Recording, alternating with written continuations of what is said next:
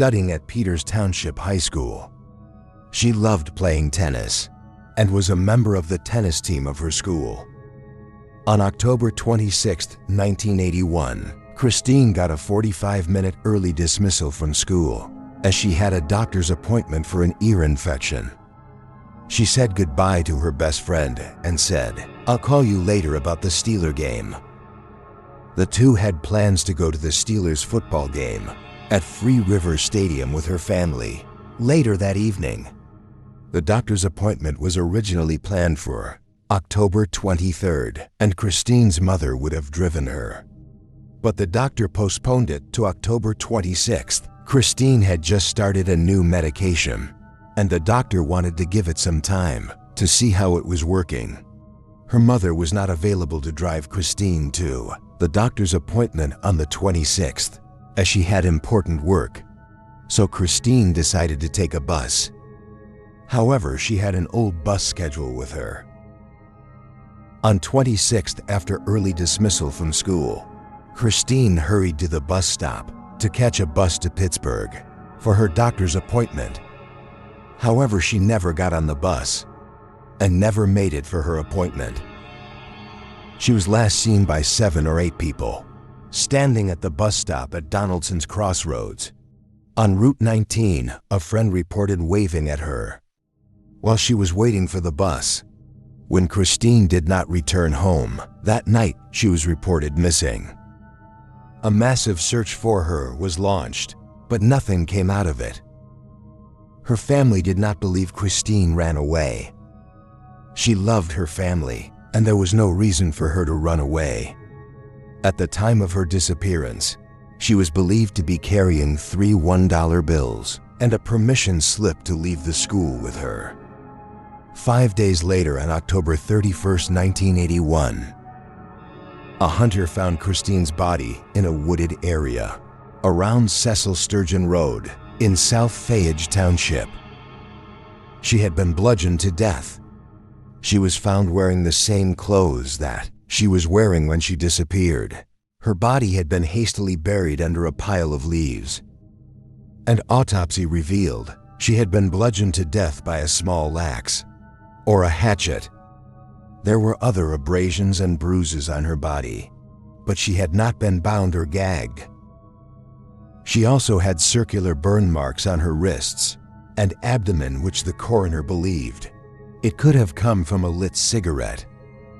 The coroner determined that she probably died 24 to 48 hours prior to her body being found, suggesting that she had been held captive for 3 to 4 days.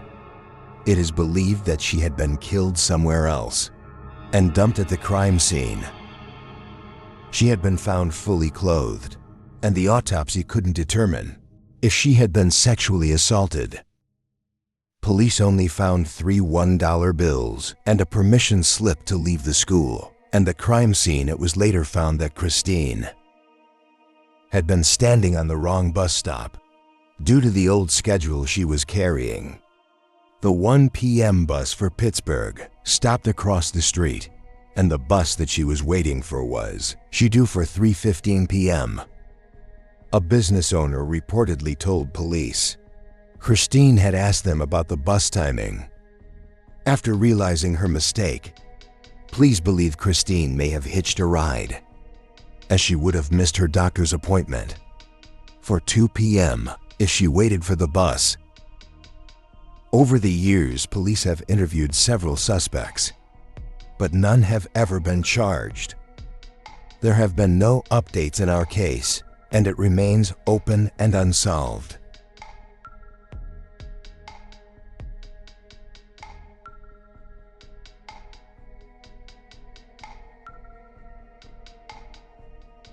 Jason Jolkowski was a 19-year-old man living with his parents and a younger brother in Omaha, Nebraska. Jason had a mild learning disability, which caused him to have trouble with speech and language. However, he had an above-average intelligence. He was described as a shy, quiet boy with only a small group of friends. Jason graduated from Benson High School and enrolled into Iowa Community College in Council Bluffs, Iowa. He had gotten into the radio broadcasting program and was a part-time student. He was working at the local Fazoli's restaurant, an Italian-American restaurant chain, on 80th and Gas Streets, Omaha. On June 13, 2001, Jason received a phone call from his boss at Fazoli's, asking if he could come in early for his shift. Jason said sure, but said that his car was in the shop for repairs, so he will have to walk. The restaurant was about 4 miles from his home, and Jason loved walking, however. His boss offered to send a co-worker to pick him up.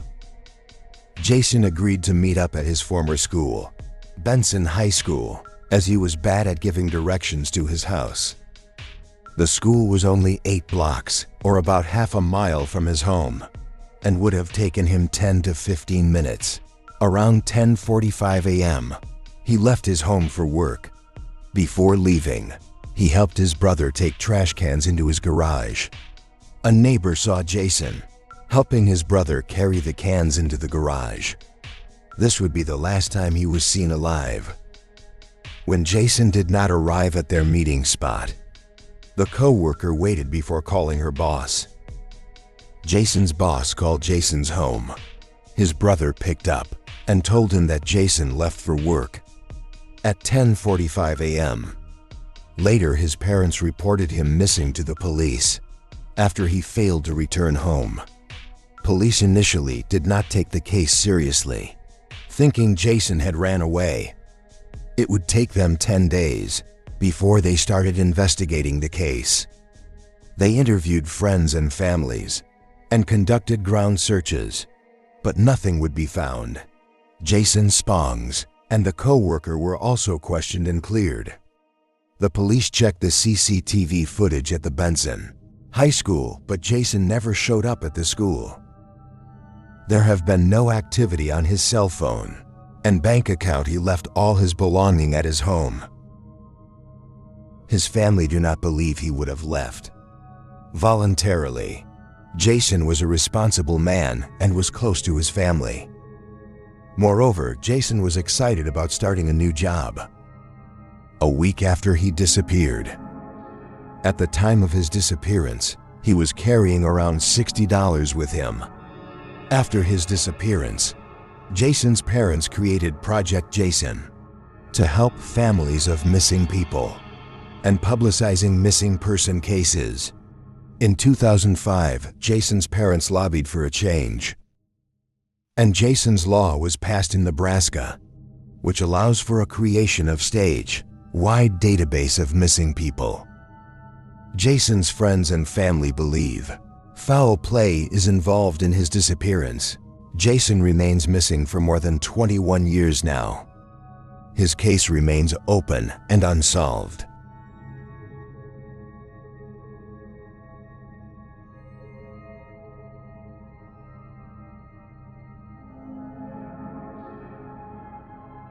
Ronald Jack was a 26-year-old man living with his wife, Doreen Jack, and their 2 sons, Russell and Ryan Jack, at Strathcona Avenue, Prince George, British Columbia, Canada.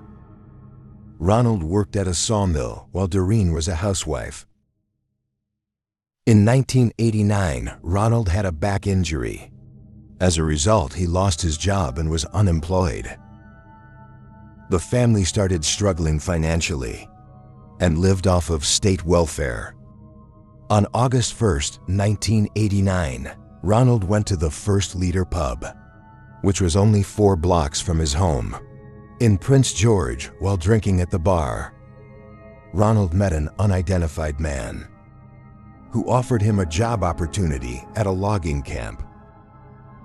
The man offered Ronald a job bucking logs and said that Doreen could work as a cook's helper. The man also told Ronald that the camp had a daycare which could take care of his 2 sons. It wasn't unusual for families to work and live at a logging camp, and without having to worry about their children.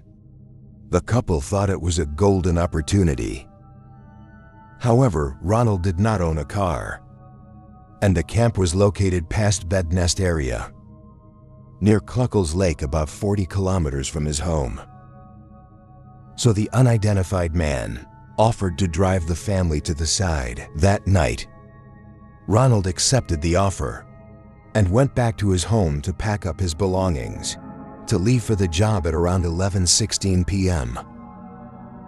Ronald called his brother and told him about the job offer. At approximately 1 a.m., Ronald called his mother and told her about the job and that they would be at the camp for 10 to 14 days.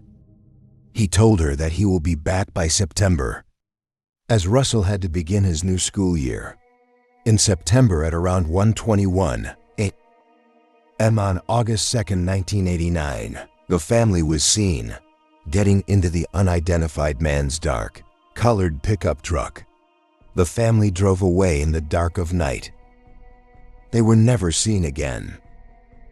The family was reported missing on August 25th, after no one had heard or seen the family for over 3 weeks.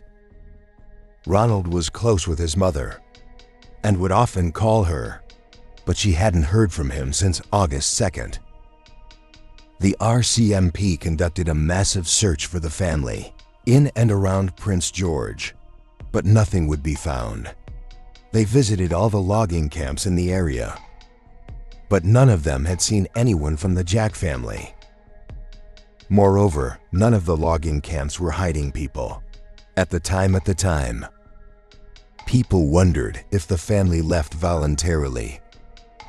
However, they were close to their extended families, and it is unlikely that they would have left without contacting their families for so long with no leads and suspects. The case would eventually grow cold. Then in January of 1996 at 8 a.m.,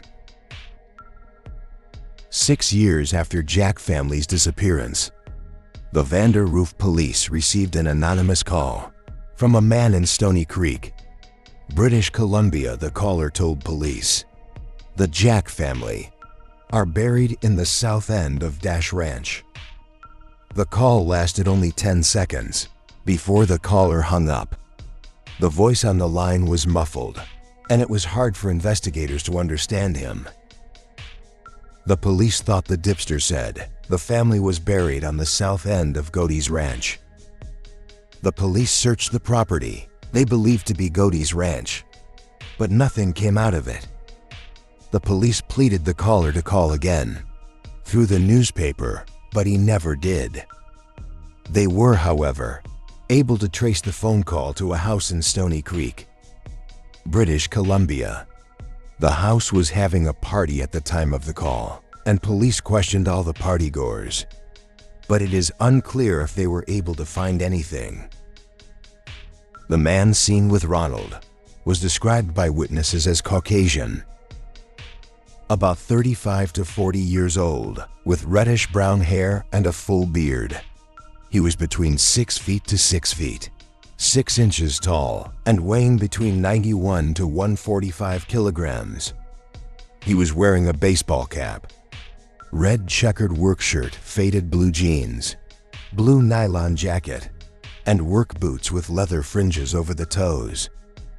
At the time, his hair went to the bottom of his ear and was spotted on one side. The man is considered a suspect and has yet to be identified. The RCMP has been actively investigating the case, with recent search conducted in 2009 at a property south of Vander Roof on the Sakias First Nation Reserve. However, nothing would be found. Over the years, investigators have interviewed hundreds of people and followed several leads, but no trace of the Jack family, whatever found. Foul play is suspected in the family's disappearance. The case remains open and unsolved.